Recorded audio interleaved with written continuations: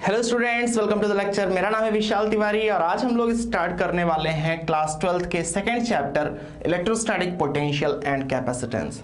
ये हमारा first video है। आज बेसिक चीज़ों की बात करेंगे, बेसिकली इंट्रोडक्शन है। स्टार्ट करने से पहले इसमें जो स्टार्टिंग होगी वो तो होगी इलेक्ट्रोस्टैटिक पोटेंशियल से, बट उससे पहले मैं क्लास 11th का एक टॉपिक है कंजर्वेटिव फोर्स, उसके बारे में कुछ चीज़ें बताऊंगा। क्यों बताऊंगा? क्योंकि जब हम लोग इलेक्ट्रोस्टैटिक पोटेंशियल की बात करेंगे तो वहां पर हमें कई बार वर्क डन निकालना पड़ेगा, ए से बी निकालना पड़ेगा, इन्फिनिटी से किसी पॉइंट तक निकालना पड़ेगा। सो बेसिकली यहाँ पर वर्क डन की बात होगी इलेक्ट्रिक फील्ड में। अब इलेक्ट्रिक फील्ड कंजर्वेटिव फोर्स है। जैसे ग्रेविटी हमारा कंजर्वेटिव फोर्स है, वैसे ही इलेक्ट्रिक फील्ड कंजर्वेटिव फोर्स है। तो हमें कंजर्वेटिव फोर्स की प्रॉपर्टीज पता होनी चाहिए इस टॉपिक को कंप्लीटली समझने के लिए। वैसे तो क्लास 11 में पता था, बट आपको भी पता है, आपको कितना याद है, और मैं भी गुजर चुका हूं तो मुझे भी पता है कि क्या हालत होती है। तो एक बार समझते हैं कि क्या होता है कंजर्वेटिव फोर्स और इसकी प्रॉपर्टी क्या होती है। पहले तो आप एग्जाम्पल जान लो, जैसे कि हमारा ग्रेविटेशनल फोर्स है, कंजर्वेटिव फोर्स है, इलेक्ट्रोस्टैटिक फोर्स है, ये भी कंजर्वेटिव फोर्स है, और स्प्रिंग फोर्स भी कंजर्वेटिव है।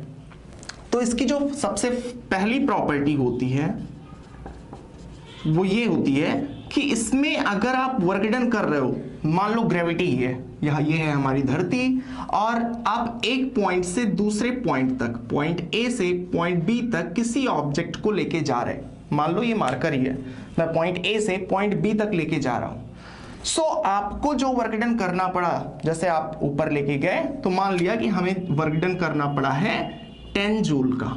जो हम वर्क डन कर रहे हैं उसको मैंने डिनोट कर लिया work done by external force. So अगर ए से बी ले जाने में आपको 10 जूल का वर्क डन करना पड़ा, आप सीधे लेके गए थे। अगर आप सीधे ना ले जाके इस पाथ से लेके जाओ, या फिर कहीं पर आप घुमा के मतलब बहुत लंबा चौड़ा डिस्टेंस ट्रेवल करके आप वापस ला के रखो, तो भी आपका वर्क डन 10 जूल ही होगा। कहने का मतलब ये है कि कंजर्वेटिव फोर्स के अगेंस्ट जो वर्क डन करते हैं वो सिर्फ और सिर्फ इनिशियल और फाइनल पॉइंट्स पे डिपेंड करता है। आप बॉडी को कहां से लेके जा रहे हो और बॉडी फाइनली कहां पहुंच रही है, उसके बीच में वो कहां कहां से ट्रेवल करके आ रही है, इसका कोई लेना देना नहीं होता। सो ए से बी लेके गए, आप किसी भी पाथ से लेके जाओगे, आपका वर्क डन फिक्स होगा, हर बार सेम आएगा। दूसरी प्रॉपर्टी हालांकि इसी का पार्ट है, बट मैं बता देता हूं। इसमें बोला जाता है कि work done in a close path is always zero. Work done in a closed path is always zero। तो ऐसा क्यों है भाई? हम तो फोर्स लगा रहे हैं, मैं इस मार्कर को यहां से लेके गया तो वो फोर्स भी लगा रहा हूं, डिस्प्लेसमेंट भी हो रहा है, और फिर फाइनली तो डिस्प्लेसमेंट जीरो है। ये चीज हमको समझ आ रही, क्योंकि बॉडी जहां से चली थी वहीं पर आके पहुंच गई। ठीक है, तो हमेशा जीरो क्यों होता है, ध्यान से समझना। प्रॉपर्टी 1 में बोला गया था कि जो वर्क डन होगा वो सिर्फ और सिर्फ इनिशियल और फाइनल पॉइंट्स पे डिपेंड करेगा, यानी कि कहां बॉडी पहले थी और कहां बॉडी बाद में है। तो अगर क्लोज पाथ है, पाथ कब क्लोज होगा? आपने यहां से बॉडी को मूव करवाना शुरू किया, अगर उसको क्लोज करना है तो आपको फिर से उसी पॉइंट पे जाना पड़ेगा ना, तभी तो ये जो पाथ है वो क्लोज होगा ना। सो क्लोज पाथ बनाने के लिए हमें बॉडी को वहीं पर लाना पड़ेगा। अगर बॉडी वहीं पर पहुंच गई तो इसका मतलब क्या है कि यही है हमारा इनिशियल पॉइंट और यही है हमारा फाइनल पॉइंट। सो अगर इनिशियल और फाइनल पॉइंट सेम हो गया तो फिर वर्क डन कुछ हुआ ही नहीं। ठीक है, तो ये चीज ध्यान रखना है। ये बेसिकली फर्स्ट प्रॉपर्टी का ही एक हिस्सा है। अब जो थर्ड प्रॉपर्टी है इसको ध्यान से समझना, और इसका बहुत ज्यादा यूज आएगा डेरिवेशन में। सो देखो आप प्रॉपर्टी, हाँ एक चीज और, मैं ग्रेविटी का सिर्फ एग्जांपल ले रहा हूं, यही सेम चीज इलेक्ट्रिक फील्ड में भी होगी। इलेक्ट्रिक फील्ड में अगर आप एक चार्ज को सपोज दैट ए से बी लेके आ रहे हो, ठीक है, ए से बी लेके आए तो आपको जो वर्क डन करना पड़ा, आप किसी दूसरे पाथ से भी लेके आओगे तो भी आपको वही वर्क डन करना पड़ेगा। या फिर किसी चार्ज को क्लोज ऑर्बिट में अगर आप घुमा रहे हो किसी भी क्लोज पाथ में, तो जो नेट वर्क डन होगा वो आपका जीरो आ जाएगा। ठीक है, सो बात करते हैं थर्ड प्रॉपर्टी की। यहां पर आप ध्यान से देखना, ये है अर्थ, फिर से ग्रेविटी का एग्जांपल लेते हैं। पॉइंट ए है, पॉइंट बी है, तो इसमें अगर आप ए से बी लेके गए, मैं मार्कर को ए से बी लेके जा रहा हूं और मुझे जो वर्क डन करना पड़ा ए से बी ले जाने में जो एक्सटर्नल फोर्स को वर्क डन करना पड़ा, मैंने मान लिया 10 जूल का। ठीक है, ए से बी ले जाने में मुझे 10 जूल का वर्क डन करना पड़ा। और अगर मैं बी से ए वापस लाऊं, मैं वापस बी से ए लाऊं, तो फिर मेरा वर्क डन कितना हो जाएगा? -10 जूल हो जाएगा। ये जो सेकेंड प्रॉपर्टी थी एक हिसाब से उसी का हिस्सा है। क्यों? मैंने सेकेंड प्रॉपर्टी में बोला था कि अगर बॉडी जहां से चल रही अगर वहीं वापस आ गई तो नेट वर्क डन हो जाएगा 0। आप यहां पर देखो, ए से बी गया तो 10 जूल का वर्क डन हुआ, बी से ए आया तो कितना होना चाहिए? 0 होना चाहिए। ये चीज हमें समझ आती है क्योंकि क्लोज ऑर्बिट हो गया ना, जहां से बॉडी चली थी वहीं पर बॉडी पहुंच गई। सो ए से बी जाने में अगर 10 हुआ तो बी से ए आने में कितना होना चाहिए? -10 होना चाहिए, तभी तो वर्क डन 0 होगा। सो ये चीज हमें ध्यान रखना है कि अगर आप एक बॉडी को या एक पार्टिकल को एक पॉइंट से दूसरे पॉइंट तक ले जाते हो, आपको जो भी वर्क डन करना पड़ा है, जब आप उस पॉइंट से वापस आओगे या फिर रिवर्स आ रहे हो तो आपको उतना ही वर्क डन करना पड़ेगा, बट आगे माइनस लग जाएगा। यानी अगर आप पहले -5 का वर्क डन कर रहे थे तो आप +5 का करोगे, या पहले आप 6 का कर रहे थे तो -6 का करोगे, जस्ट अपोजिट। एक चीज यहां पर देखने वाली बात और है, जब आप ए से बी लेके जा रहे हो, तो उस टाइम पे आपका वर्क डन 10 जूल है, लेकिन जो ग्रेविटी का वर्क डन होगा ए से बी ले जाने में, यानी जो कंजर्वेटिव फोर्स है, इस केस में ग्रेविटी है तो मैं यहां पर ग्रेविटी लिख दे रहा हूं। अगर आप ए से बी लेके गए तो आप देखो कि भाई आपका फोर्स तो ऊपर है और डिस्प्लेसमेंट भी ऊपर है, दोनों के बीच का एंगल कितना है? 0 डिग्री है। मैं मार्कर को लेके जा रहा हूं, मेरा फोर्स भी ऊपर है और डिस्प्लेसमेंट भी ऊपर है। सो मेरा तो वर्क डन पॉजिटिव होगा, बट इस मार्कर पे ग्रेविटी किधर वर्क डन फोर्स लगा रही है? ग्रेविटी तो नीचे फोर्स लगा रही है और डिस्प्लेसमेंट ऊपर है। ठीक है, तो इस केस में जो एंगल बनेगा फोर्स और डिस्प्लेसमेंट के बीच में वो कितना बनेगा? 180 डिग्री बनेगा। और जो फॉर्मूला लगाएंगे work done equal to Fs cos theta, या फिर सिंपली हमें ये तो पता ही है ना कि अगर फोर्स के अपोजिट डिस्प्लेसमेंट हो रहा है तो वर्क डन नेगेटिव होता है। सो यहां पर हम देखें कि हमारा फोर्स जिधर है उधर ही डिस्प्लेसमेंट, तो हमारा वर्क डन पॉजिटिव आया था, बट ऊपर ले जाते वक्त ग्रेविटी नीचे लग रहा है और डिस्प्लेसमेंट ऊपर हो रहा है, तो इसका वर्क डन नेगेटिव होगा। कितना होगा? हमारे बराबर ही होगा, बट नेगेटिव में, -10 जूल। और ठीक इसी तरीके से जब बी से ए लाएंगे, जब बी से ए ला रहे हैं तो हमारा वर्क डन नेगेटिव हो गया, लेकिन अब की बार ग्रेविटी का वर्क डन पॉजिटिव होगा। ठीक है, 10 जूल। तो ये चीजें हो सकता है कि आपको पहले से पता हो सकता है कि आप थोड़ा बहुत भूल गए हो, बट चीजें क्लियर होनी बहुत ज्यादा जरूरी है, इसका यूज आएगा अभी। ठीक है, अब बात करते हैं हम अपने 12th के टॉपिक पे, electrostatic potential and capacitance. Start करेंगे इलेक्ट्रोस्टैटिक पोटेंशियल से। ठीक है, डेफिनेशन है, डेफिनेशन से स्टार्ट करेंगे। इलेक्ट्रोस्टैटिक पोटेंशियल,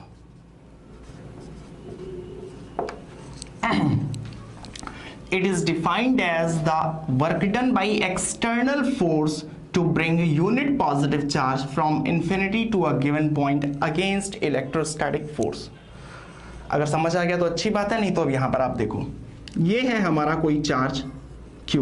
वैसे ये स्टेटमेंट हम लोग क्लास 10 से पढ़ते आ रहे हैं, सो हो सकता है आपको पहले से क्लियर हो। ये है हमारा सोर्स चार्ज Q।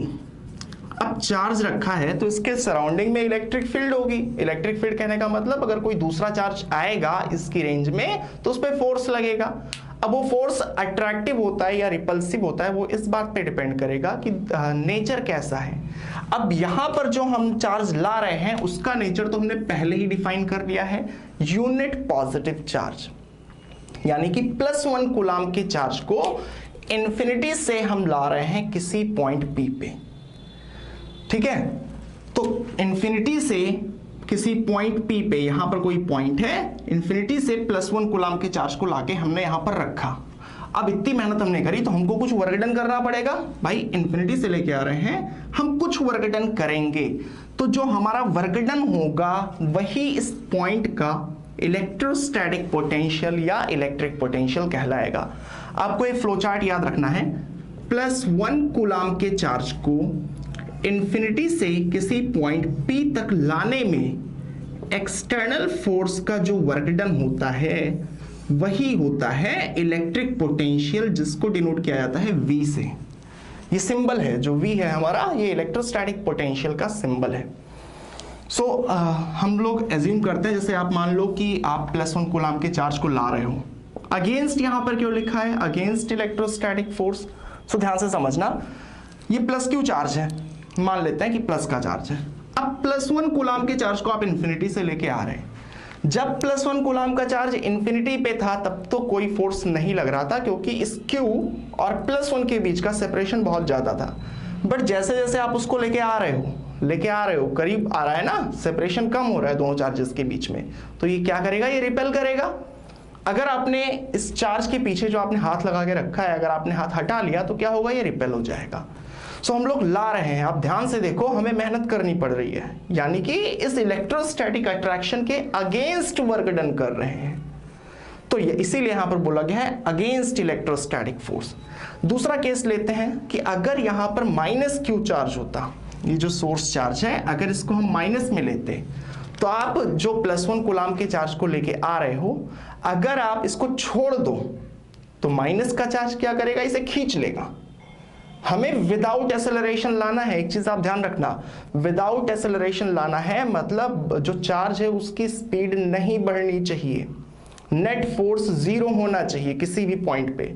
+1 कूलाम के चार्ज को लेके आ रहे थे, अगर इसको हमने छोड़ दिया तो ये एक्सेलरेट हो जाएगा, ये जो -Q का चार्ज है इसे खींच लेगा, हमें इसको पकड़ के लाना है। यानी कि ये क्या कह रहा है, छोड़ दो मैं खींच लूंगा, बट हम क्या कह रहे हैं, नहीं, हम तो लाएंगे विदाउट एक्सेलरेशन, तो यानी कि इसके अगेंस्ट काम कर रहे हैं, तो इसीलिए लिखा है अगेंस्ट इलेक्ट्रोस्टैटिक फोर्स। हमें डेफिनेशन पता चल गई कि +1 कूलाम के चार्ज को इंफिनिटी से लाके रखने में, किसी पॉइंट पे रखने में जो हमारा वर्क डन होता है अगेंस्ट इलेक्ट्रोस्टैटिक फोर्स, उसी को बोला जाता है इलेक्ट्रिक पोटेंशियल या इलेक्ट्रोस्टैटिक पोटेंशियल। हाँ, कुछ यूनिट की भी बात कर लेते हैं। अब देखो, आप जैसे सपोज दैट आप +1 कूलाम के चार्ज को लेके आ रहे हो, यहां पर आपने लाके रखा, आपको वर्क डन करना पड़ा 5 जूल। 5 जूल कितने पे वर्क डन करना पड़ रहा है, 1 कूलाम के चार्ज को लेके आ रहे हो, +1 कूलाम, इसीलिए लिख देते हैं 5 जूल पर कूलाम। तो एक यूनिट तो हमारी हो गई जूल पर कूलाम, और जो SI यूनिट हम लोग यूज करते हैं, SI यूनिट वो होती है वोल्ट। कहने का मतलब, इसको हम लोग लिख सकते हैं कि इस पॉइंट का जो पोटेंशियल है, पॉइंट P का जो पोटेंशियल है वो है 5 वोल्ट। जैसे ही आप 5 वोल्ट लिखोगे, पढ़ने वाला ये समझ जाएगा कि आपको 1 कूलाम के चार्ज को लाके अगर यहां रखना हो तो आपको कितना वोल्ट डन करना पड़ रहा, 5 जूल का करना पड़ रहा। ठीक है, ये चीज तो आसान है, समझ आ गई हमें। अब बात करते हैं पोटेंशियल डिफरेंस की, या इलेक्ट्रोस्टैटिक पोटेंशियल डिफरेंस। मैं शॉर्ट में लिख रहा हूं इलेक्ट्रोस्टैटिक पोटेंशियल डिफरेंस, और इसके भी पहले डेफिनेशन की बात करते हैं। It is defined as the work done by external force to bring unit positive test charge from a given point to another against electrostatic force. So definition देख के आपको पता ही चल गया होगा, ये कुछ इलेक्ट्रिक पोटेंशियल जैसा ही है। इलेक्ट्रिक पोटेंशियल में हमने बोला था कि +1 कूलाम का चार्ज आपको कहां से कहां ले जाना है, आपको इंफिनिटी से किसी पॉइंट पे ले जाना है। पोटेंशियल डिफरेंस में बोला जा रहा है, याद रखना, पोटेंशियल डिफरेंस हमेशा 2 पॉइंट्स का होता है। इसमें वो वर्क डन निकालते हैं जो आपको करना पड़े एक पॉइंट से दूसरे पॉइंट तक ले जाने में। एग्जांपल से समझते हैं, यहां पर कोई सोर्स चार्ज रखा है, यहां पर 2 पॉइंट्स हैं, पॉइंट A, पॉइंट B। तो पोटेंशियल डिफरेंस को ऐसे डिफाइन करते हैं, +1 कूलाम के चार्ज को एक पॉइंट से दूसरे पॉइंट तक ले जाने में एक्सटर्नल फोर्स का जो वर्क डन होगा। अब आप ऐसे समझो कि आप अगर इंफिनिटी से किसी +1 कूलाम के चार्ज को लाके यहां पर रखते तो जो वर्क डन होता उसे हम लोग बोलते इलेक्ट्रिक पोटेंशियल। अगर इंफिनिटी से पॉइंट A पे लाके रखते तो फिर इसे बोलते electric potential of this point. So आप ऐसा समझो कि अगर आप इंफिनिटी से लाके यहां पर रख रहे हो, आपको अगर वर्क डन करना पड़ा मान लो 15 जूल का, तो पोटेंशियल कितना होगा 15 वोल्ट। अगर आप इन्फिनिटी से लाके ए पॉइंट पे रख रहे हो तो आपको जाहिर सी बात है ना कि आपका जो डिस्प्लेसमेंट है वो ज्यादा है। मैं आपको कोई बॉक्स खिसकाने के लिए दूं, आप 10 मीटर खिसकाओ, आपका जो वर्क डन होगा, अगर आप 12 मीटर खिसकाओगे तो 12 मीटर वाले में वर्क डन थोड़ा ज्यादा होगा ना। ये चीज समझनी है हमें। हाँ, ये चीज तब ट्रू है जब ये पॉजिटिव चार्ज हो, इसको ध्यान रखना, ठीक है। कि अगर इलेक्ट्रिक फील्ड उधर लग रहा, आप अगेंस्ट वर्क डन करे जा रहे हो, बी पॉइंट पे पहुंचे, आपको 15 जूल का वर्क डन करना पड़ा, तो बी पॉइंट का पोटेंशियल हो गया 15 वोल्ट। थोड़ा सा और आगे बढ़ते हैं तो 15 जूल तो ऑलरेडी हो गया था, थोड़ा और बढ़ेंगे तो वर्क डन भी ओवरऑल बढ़ जाएगा ना। सो इन्फिनिटी से पॉइंट ए तक लाने में मान लो कि आपको वर्क डन करना पड़ा 20 जूल का। तो अगर चार्ज पहले से यहां पर होता, +1 कूलाम का चार्ज अगर पहले से बी पे हम मान लें, तो बी से ए पे लाने में आपको कितना वर्क डन करना पड़ेगा? 15 जूल तक यहां तक करना पड़ रहा है, 20 जूल पूरे का मिला के ए तक करना पड़ रहा है, तो जाहिर सी बात है ना, यहां से यहां तक के लिए आपको 5 जूल का करना पड़ेगा। सो पोटेंशियल डिफरेंस इस केस में क्या है? VA minus VB, potential difference है 5 वोल्ट। तो इसका मतलब क्या है कि B से A तक लाने में आपको 5 जूल का वर्क डन करना पड़ रहा है। डेफिनेशन कोई पूछेगा तो हम बोलेंगे कि +1, 2 पॉइंट्स हैं, +1 कूलाम के चार्ज को एक पॉइंट से दूसरे पॉइंट तक ले जाने में जो एक्सटर्नल फोर्स वर्क डन करता है उसे बोला जाता है इलेक्ट्रोस्टैटिक पोटेंशियल डिफरेंस या पोटेंशियल डिफरेंस। यूनिट यहां पर भी अगेन हमारी वोल्ट ही होती है। सो जो हम लोग अपने सेल या फिर बैटरी में देखते हैं कि 12 वोल्ट की बैटरी है या 2.5 वोल्ट की बैटरी है, उसमें क्या होता है? ये है हमारा एक ड्राई सेल, ऐसे तो होता है जो घड़ी में लगता है, जिसका पोटेंशियल डिफरेंस मैंने मान लिया 1.5 वोल्ट। तो इस यहां पर पोटेंशियल डिफरेंस है ये। एक चीज याद रखना, जो मैंने VA माइनस VB लिखा है, इसको कई बार सिंपली V लिख देते हैं या VAB, तो आपको कंफ्यूज नहीं होना। अब जब सेल लेते हैं तो उस पर तो सिंपली लिखा रहता है V इक्वल टू दिस। हम लोग बोलते हैं कि भाई ये वाला जो टर्मिनल है ये पॉजिटिव है, ये नेगेटिव है। इसका मतलब क्या है? पॉजिटिव नेगेटिव कुछ नहीं होता। पॉजिटिव का मतलब मान लेते हैं कि वो प्लस में है, वो ज्यादा पोटेंशियल पे है, और जो माइनस मानते हैं उसको मानते हैं कि उसका पोटेंशियल कम है। यानी कि अगर पोटेंशियल डिफरेंस 1.5 है तो मानेंगे कि अगर इसका 0 है तो इसका इलेक्ट्रिक पोटेंशियल 1.5। याद रखना, इसका 0 नहीं होता, यहां पर ये जो सरफेस है इसका 0 पोटेंशियल नहीं होता। अगर हम एज्यूम करें कि अगर इसका 0 है तो इसके रेफरेंस में इसका 1.5 होगा, ठीक है। तो ये सिर्फ पोटेंशियल डिफरेंस को दिखाता है। अच्छा, यहां से एक और इंटरेस्टिंग चीज देख सकते हैं हम लोग जब +1 कूलाम के चार्ज को लाके यहां पर रखें, आप ध्यान से देखो, आप +1 कूलाम के चार्ज को यहां से खींच के लाके रख रहे हो, अगर आप छोड़ दो तो चार्ज किधर मूव करेगा? वापस से रिपेल होगा ना, अगर ये पॉजिटिव है। तो +1 कूलाम के चार्ज को आप लाके बहुत मेहनत से ए पे रखे, आपने हाथ हटाया और +1 कूलाम के चार्ज की टेंडेंसी किधर होगी? बी की तरफ भागने की। यानी कि जो चार्ज होता है, कोई प्लस चार्ज है, तो वो प्लस चार्ज किधर से किधर भागने की कोशिश करेगा? हाई पोटेंशियल से लो पोटेंशियल की तरफ। जैसे टेम्परेचर का flow high temperature to low temperature होता है। गरम गरम तवा है, आप उस पर हाथ रख दो तो क्या होगा? वो हाई टेम्परेचर पे है, आपका हाथ लो टेम्परेचर पे है, हीट का ट्रांसफर होगा, हीट हमारा high temperature to low temperature जाएगी। ठीक उसी तरीके से जो चार्ज होगा वो हाई पोटेंशियल से लो पोटेंशियल की ओर भागेगा। तो यही जिस सेल में होती है, जब आप ऐसे किसी वायर को जोड़ देते हो तो इसका पोटेंशियल 1.5 ज्यादा है इससे।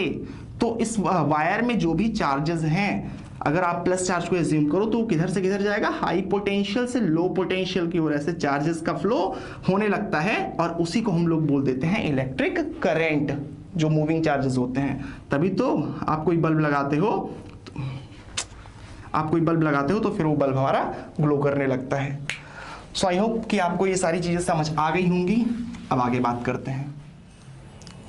अब जब हमें पता चल गया है कि क्या होता है इलेक्ट्रिक पोटेंशियल, क्या होता है इलेक्ट्रिक पोटेंशियल डिफरेंस, सो अब हम लोग बात करेंगे कुछ बहुत ही बेसिक न्यूमेरिकल्स की। ले लेते हैं कि यहां पर है हमारी एक uniform electric field. Uniform electric field को किससे रिप्रेजेंट करते हैं? पैरेलल लाइन से। ये चीज हमको पता है। इलेक्ट्रिक फील्ड इंटेंसिटी की वैल्यू है, मैंने मान लिया 20 न्यूटन पर कूलम, ठीक है। अब इसमें दो पॉइंट्स को ले लेते हैं, पॉइंट ए है और पॉइंट बी है जिसके बीच का सेपरेशन है 4 मीटर। मैंने पूछ लिया कि पोटेंशियल डिफरेंस बताओ। अब पोटेंशियल डिफरेंस भी दो तरीके से पूछा जा सकता है, हो सकता है VB माइनस VA पूछे और हो सकता है VA माइनस VB। तो यहां पर ध्यान रखना जरूरी है कि पूछा क्या गया है। जैसे अगर मैंने पूछ लिया VA माइनस VB यानी कि इसके पोटेंशियल में से इसके पोटेंशियल को सब्ट्रैक्ट करना है, तो हमें पता है पोटेंशियल डिफरेंस क्या होता है, +1 कूलम के चार्ज को एक पॉइंट से दूसरे पॉइंट तक लाना है। जब VA माइनस VB पूछा जाए, यानी कि ध्यान से देखो A माइनस B है, तो आपको +1 कूलम का चार्ज कहाँ एज्यूम करना है, B पे एज्यूम करना है। यानी B से A की तरफ आपको +1 कूलम के चार्ज को लाना है विदाउट एक्सेलरेशन। सो देखते हैं कि हमें कितना वर्क डन करना पड़ेगा, क्योंकि जितना हमें वर्क डन करना पड़ेगा उतना ही होगा पोटेंशियल डिफरेंस। सो आप देखो यहां पर इलेक्ट्रिक फील्ड कांस्टेंट है, किसी भी पॉइंट पे इलेक्ट्रिक फील्ड अगर E है और अगर वहां पर Q चार्ज लाके रख दिया जाए तो हमको पता है फोर्स कितना लगता है, Q इंटू E। ये भी साथ ही साथ मैंने बोला था कि अगर चार्ज हमारा प्लस का है तो उस पर force in the direction of electric field लगता है, उसी डायरेक्शन में लगता है। अगर चार्ज नेगेटिव है तो इलेक्ट्रिक फील्ड अपोजिट डायरेक्शन में फोर्स लगाती है। सो यहां पर चार्ज है +1 कूलम, यानी कि प्लस का चार्ज है तो इलेक्ट्रिक फील्ड किधर फोर्स लगाएगी, इधर लगाएगी, धक्का मारेगी। ठीक है, अगर आप हाथ को हटा देते हो तो +1 कूलम का चार्ज उधर चला जाएगा। बट हमें तो क्या करना है, हमें B से A की तरफ लेके आना है। सो आप B से A की तरफ लेके आ रहे हो, मान लो चार्ज हमारा यहां पर पहुंचा है अभी। सो इलेक्ट्रिक फील्ड कितना फोर्स लगाएगी, जितना फोर्स इधर लगाएगी उतना ही फोर्स आपको इधर लगाना पड़ेगा। मैंने बोला था क्यों, क्योंकि नेट फोर्स हमारा 0 होना चाहिए। अब इलेक्ट्रिक फील्ड इधर फोर्स कितना लगाएगी, इलेक्ट्रिक फील्ड है 20, चार्ज की वैल्यू है 1, यानी कि 20 इंटू 1 20 न्यूटन का फोर्स इलेक्ट्रिक फील्ड उधर लगाएगी। तो आपको भी फोर्स कितना लगाना पड़ेगा, जितना इलेक्ट्रिक फील्ड लगा रही है, यानी कि 20 न्यूटन का फोर्स आप भी लगाओगे। मैं इलेक्ट्रिक फील्ड का फोर्स रब कर दे रहा हूं क्योंकि हमें एक्सटर्नल फोर्स का वर्क डन निकालना है। सो अब आप सिचुएशन को ध्यान से देखो, आप 1 कूलम के चार्ज को इधर लेके आ रहे हैं, आपको फोर्स लगाना पड़ रहा है 20 न्यूटन का फोर्स लगा रहे हो आप, और डिस्प्लेसमेंट कितना हो रहा है, डिस्प्लेसमेंट हो रहा है 4 मीटर का। 20 कांस्टेंट है क्योंकि इलेक्ट्रिक फील्ड कांस्टेंट है, पूरे B से A तक आने में आपको हमेशा सिर्फ 20 न्यूटन का ही फोर्स लगाना है, यानी कांस्टेंट फोर्स। सो जो work done by external force आएगा वो क्या होता है, हमारा वर्क डन का फॉर्मूला F.S, यानी कि Fs cos थीटा। अब F आपको लगाना पड़ रहा है 20, डिस्प्लेसमेंट आपका इधर है, कितना है 4 मीटर है, और डिस्प्लेसमेंट और फोर्स के बीच का एंगल देखो दोनों सेम डायरेक्शन में लग रहे हैं, तो सेम डायरेक्शन में लग रहे हैं तो एंगल कितना हो जाएगा, cos 0 की वैल्यू होती है 1, यानी कि 24 80 जूल का आपने वर्क डन किया है। सो 80 जूल का आपने वर्क डन किया है +1 कूलम के चार्ज को लाने में। यहां पर आप लिख सकते हो जूल पर कूलम, यानी कि 1 कूलम को लाने में। सो यही हमारा हो जाएगा पोटेंशियल डिफरेंस, यानी कि 80 वोल्ट। अब एक चीज का ध्यान रखना कि अगर यहां पर आपसे पूछ लिया गया होता कि बताओ VB माइनस VA क्या होगा, तो यहां पर हमारा आंसर -80 आता। क्यों -80 आता, क्योंकि VB माइनस VA पूछा गया है, यानी कि अब की बार में चार्ज कहां से कहां ले जाना है, हमें चार्ज A से B की तरफ लेके जाना है। यहां से यहां लेके जाते, तो जब मैंने ये टॉपिक स्टार्ट किया था, ये लेक्चर, तो मैंने पहले ही बताया था कि एक पॉइंट से दूसरे पॉइंट तक जाने में अगर आपको वर्क डन 10 का करना पड़ेगा, तो अगर आप रिवर्स जाओगे तो आपका वर्क डन जस्ट अपोजिट हो जाएगा। ठीक है, सो आई होप कि आपको ये समझ आ गया होगा। अब बात करते हैं हम अपने डेरिवेशन की, जो है electric potential at a point due to a point charge. किसी गिवन चार्ज Q के चलते किसी पॉइंट P पे निकालेंगे इलेक्ट्रिक पोटेंशियल। ध्यान से देखना, टॉपिक है electric potential due to a point charge.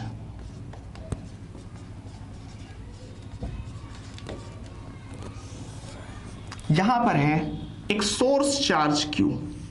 अपने कन्वीनियंस के लिए हम इसको मान के चल रहे हैं कि ये प्लस है, ठीक है, उससे कोई फर्क नहीं पड़ेगा। एक्चुअल में जो भी हमारा एक्सप्रेशन आएगा, अगर एक्चुअल में चार्ज माइनस में है तो आप उसको सिर्फ माइनस कर दोगे, तो कोई फर्क नहीं पड़ेगा। अभी के लिए सिर्फ आपको मैं समझाने के लिए मान ले रहा हूं कि ये चार्ज कैसा है, प्लस का है।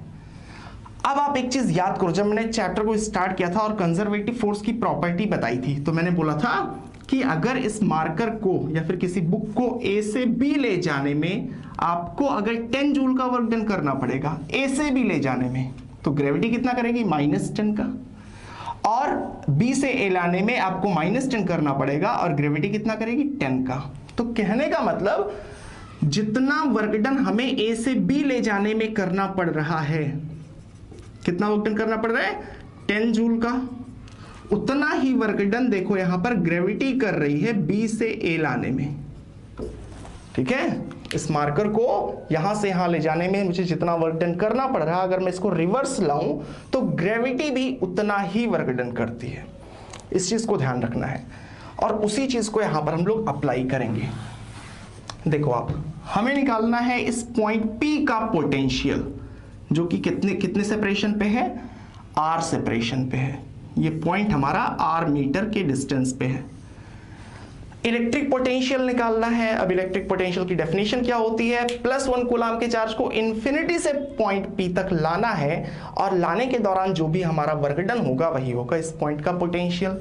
तो आप एक चीज इमेजिन करो कि अगर इन्फिनिटी से लेके पॉइंट P तक आ रहे हैं तो जो हमारा वर्क डन है, अगर चार्ज +1 कूलाम का चार्ज यहां से इन्फिनिटी चला जाए, पॉइंट P से इन्फिनिटी चला जाए, तो इलेक्ट्रिक फील्ड का जो वर्क डन होगा या इलेक्ट्रोस्टैटिक फोर्स का जो वर्क डन होगा वो भी सेम ही होगा ना। नहीं समझ पाता ही? देखो आप, इन्फिनिटी से यहां पर आप लेके आए तो आपका जो वर्क डन है उतना ही वर्क डन अगर चार्ज यहां से इन्फिनिटी जाता तो उतना ही वर्क डन इलेक्ट्रिक फोर्स यहां से इन्फिनिटी भेजने में करेगी। तो अब हम लोग करेंगे क्या, हमें एक्चुअल में फाइंड करना है इन्फिनिटी से यहां तक लाने में वर्क डन। किसका वर्क डन? हमारा वर्क डन, एक्सटर्नल फोर्स का। लेकिन हम फाइंड क्या करेंगे, हम फाइंड करेंगे कि इलेक्ट्रिक फील्ड जो वर्क डन करेगी इस चार्ज को यहां पॉइंट P से इन्फिनिटी ले जाने में। हम लोग ये चीज फाइंड करेंगे क्योंकि दोनों सेम आएंगी।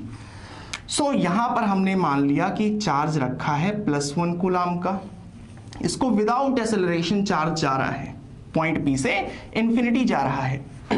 अब एक चीज हमको पता है कि अगर कोई बॉडी रखी है, आप उस पर फोर्स लगा रहे हो 50 न्यूटन का और बॉडी डिस्प्लेस हो गई 4, तो प्रॉब्लम नहीं है। क्यों प्रॉब्लम नहीं है? क्योंकि यहां पर फोर्स कैसा है, कांस्टेंट है, फोर्स कांस्टेंट है। सो यहां पर हम लोग सीधे वर्क डन निकाल लेते हैं, Fs cos थीटा यानी कि 50 × 4 × cos 0, ये आ जाएगा 200 न्यूटन। बट यहां पर क्या प्रॉब्लम है, +1 कूलाम का चार्ज, +1 कूलाम के चार्ज पे कितना फोर्स लगेगा, जितनी इलेक्ट्रिक फील्ड होगी। अब जब चार्ज यहां है तो इलेक्ट्रिक फील्ड कुछ है, चार्ज यहां पर है तो इलेक्ट्रिक फील्ड कुछ घट जाएगी, चार्ज यहां है तो इलेक्ट्रिक फील्ड कुछ और घट जाएगी। क्यों? क्योंकि इलेक्ट्रिक फील्ड का फॉर्मूला होता है 1/4πε0 Q/r², r जहां पर पॉइंट और चार्ज के बीच का सेपरेशन है। सो ये r जैसे जैसे बढ़ेगा इलेक्ट्रिक फील्ड घटती जाएगी। तो यहां पर हम लोग कैसे अप्लाई करें, क्योंकि यहां पर तो फोर्स घटता जा रहा है, तो अब इस केस में हमको यूज करना पड़ेगा इंटीग्रेशन का।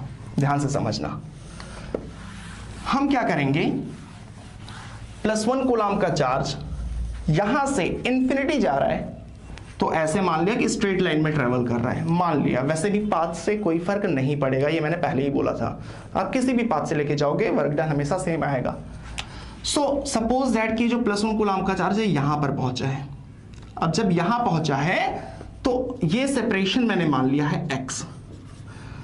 अब यहां पर पहुंचा है तो इस पे फोर्स कितना लगेगा, जितनी इलेक्ट्रिक फील्ड होगी, जो इलेक्ट्रिक फोर्स लगेगा कितना लगेगा, जितनी इलेक्ट्रिक फील्ड होगी, और इलेक्ट्रिक फील्ड है होती कितनी है 1/4πε0 Q/r²। सो चार्ज है हमारा Q और सेपरेशन यहां पर कितना है x², इतना फोर्स लगेगा। जरा आप ध्यान से देखो कि जो इलेक्ट्रिक फील्ड है वो किस पे डिपेंड कर रही, वो डिपेंड कर रही x पे। x को और आप बढ़ाओगे तो x चेंज हो जाएगा और इलेक्ट्रिक फील्ड की वैल्यू घट जाएगी। बट अगर मैं बोलूं कि x की वैल्यू को नेग्लिजिबल बढ़ाओ, जैसे आप सिंपली यूं समझो कि आप चाय में 2 चम्मच चीनी डालें तो फिर जो मिठास हमको मिल रहा है, अगर 1 ग्रेन सिर्फ और डाल दें तो क्या मिठास में कोई सिग्निफिकेंट चेंज आएगा? क्या बहुत ज्यादा मीठा हो जाएगा? नहीं ना।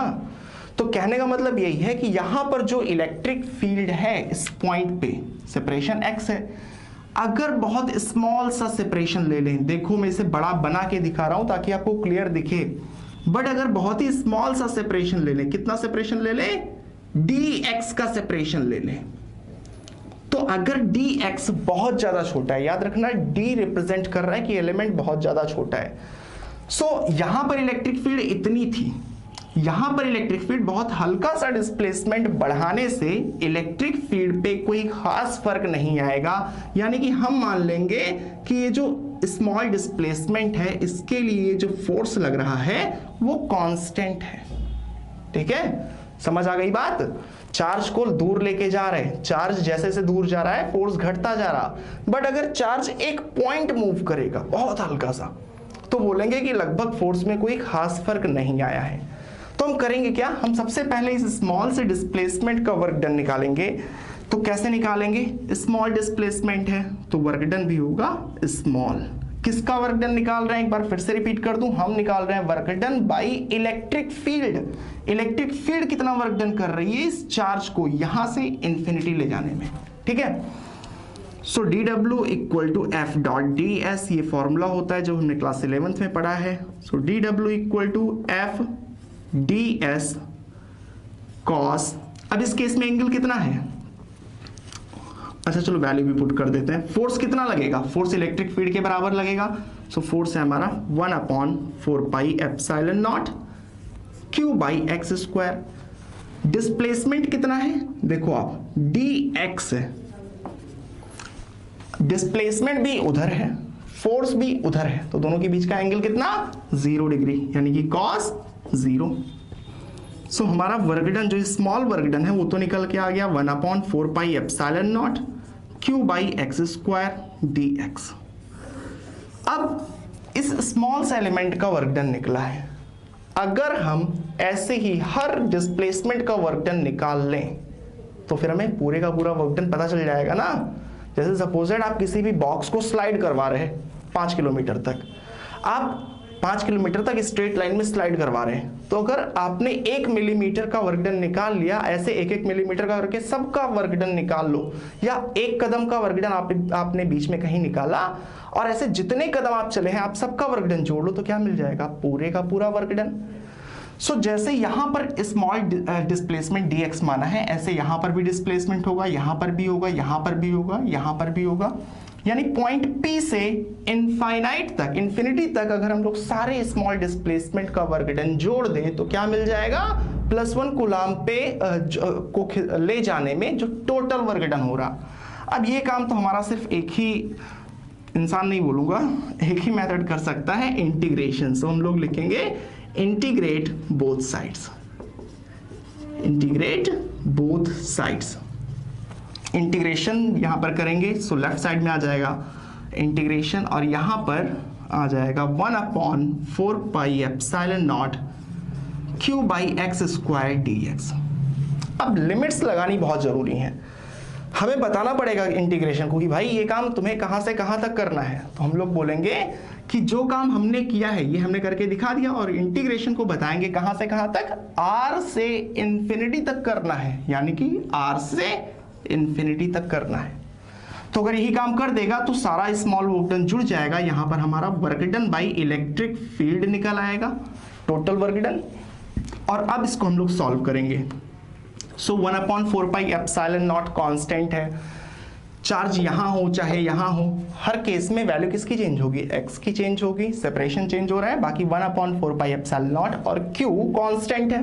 अब कांस्टेंट टर्म इंटीग्रेशन या डिफरेंशिएशन से एज इट इज बाहर चला जाता है अगर वो किसी वेरिएबल से मल्टीप्लाई है तो यहाँ पर वेरिएबल 1/x स्क्वायर है, आप इस पूरी क्वांटिटी को बाहर निकाल लो, 1/4 पाई एप्सिलॉन नॉट, q को हमने बाहर निकाल लिया, अंदर बचा 1/x स्क्वायर, लिमिट है r टू इंफिनिटी dx। अब इसके बाद कहानी आती है आपके इंटीग्रेशन के हुनर की। सो अगर उसमें कोई डाउट है तो आप पहले जाके उसको क्लियर कर लो, क्योंकि मैं यहाँ पर सीधे फॉर्मूला यूज करूंगा। जो फॉर्मूला मैं यहाँ पर लिख भी देता हूँ, x to the power n का होता है x to the power n+1 upon n+1, ठीक है। सो जिनको नहीं पता वो इस फॉर्मूले को यहां से देख सकते हैं। चलो इसको सॉल्व करते हैं। So work done by electric field equal to 1/4 pi epsilon naught, limit है r टू इंफिनिटी। अब 1/x² को क्या लिखा जा सकता है, x to the power -2 dx, और ये आ जाएगा work done by electric field equal to 1/4 pi epsilon naught, limit r to infinity, r to the power -2 यानी कि r टू द पावर -2 + 1 इस फॉर्मूले से अपॉन -2 + 1।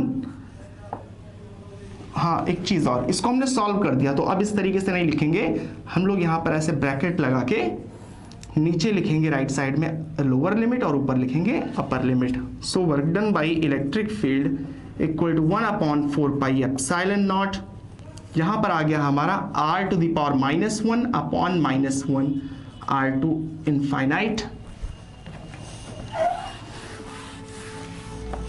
अब देखते हैं work done by electric field equal to 1/4 pi epsilon naught bracket -1, यहां पर हमने माइनस को कर दिया, r टू द पावर -1 को क्या लिख सकते हैं 1/r, लिमिट है, सॉरी एक स्टेप मिस हो गया, यहां पर x है, सो ये सारी चीजें x में ही रहेंगी, ठीक है, तो ये भी हमारा x में रहेगा।